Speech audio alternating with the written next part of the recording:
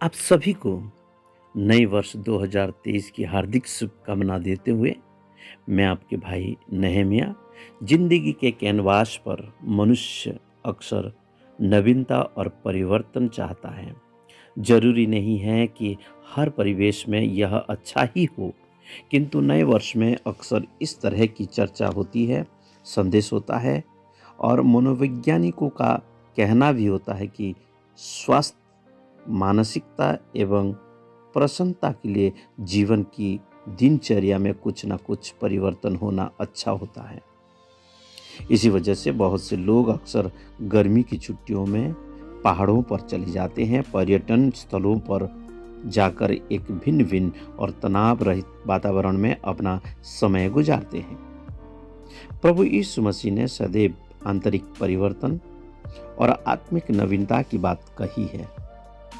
संसार बाह्य अस्तित्व को दिखता है, किंतु प्रभु परमेश्वर हृदय को, अंतर आत्मा को जांचता है। जीवन जीने के लिए परमेश्वर के द्वारा दिए गए प्रमुखतम आधारभूत नियमों में से एक बात जो हमें सीखना अति आवश्यक है, वह यह है कि हमारी उपलब्धियों, पदों और सोशल स्टेटस से बढ़कर प्रमुख बात यह है कि हम क्या हैं।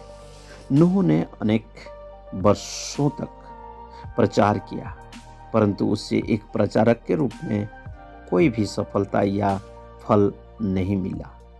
परमेश्वर ने उसे इसीलिए चुना क्योंकि वह परमेश्वर की दृष्टि में धर्मी मनुष्य था।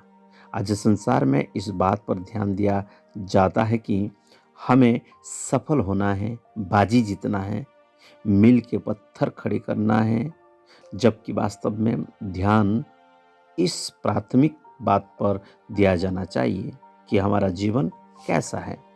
हमें भी अपने जीवनों में नवीनता लाना जरूरी है और परिवर्तन करना जरूरी है, किंतु यह परिवर्तन किसी नामी कंपनी के सूट बूट चश्मे पहनने से नहीं आएगा और ना ही किसी डिग्री के प्राप्त होने से चरित्र पर कोई बड़ा असर पड़ेगा।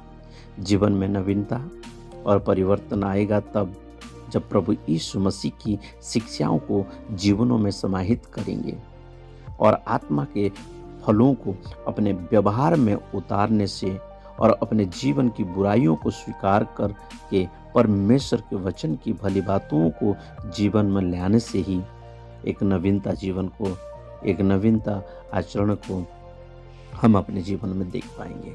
सो डियर फ्रेंड्स, आइए प्रभु से प्रार्थना करें और ये नई वर्ष 2023 को एक नवीनता जीवन जीने के लिए प्रभु से प्रार्थना पूर्वक लगे रहें।